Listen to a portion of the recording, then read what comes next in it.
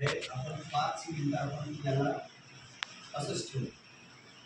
5 मिनिटामध्ये ह्या कलर हा जेवढा खाली येईल किंवा या कलरमध्ये चेंज होईल त्या आपण ह्या टेस्ट याला चेक करून घेऊ.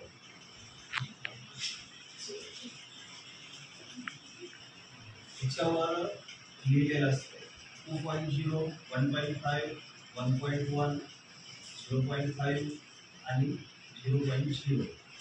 आता आपण हे जे आहे याच्यात 5 मिनिटानंतर मॅच करतो. हे जेवढं गडद झालं तेवढं ते सुरक्षित.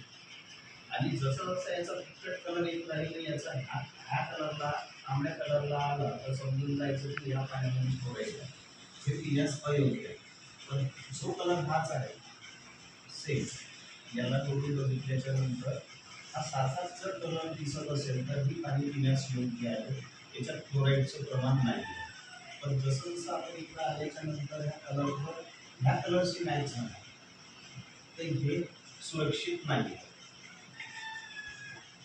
5 मिनिटं हे झाल्याच्या नंतर केमिकल टाकलेलं आहे. केमिकलचा रिॲक्शन झाल्याच्या नंतर हा कलर आपोआपच चेंज होतो.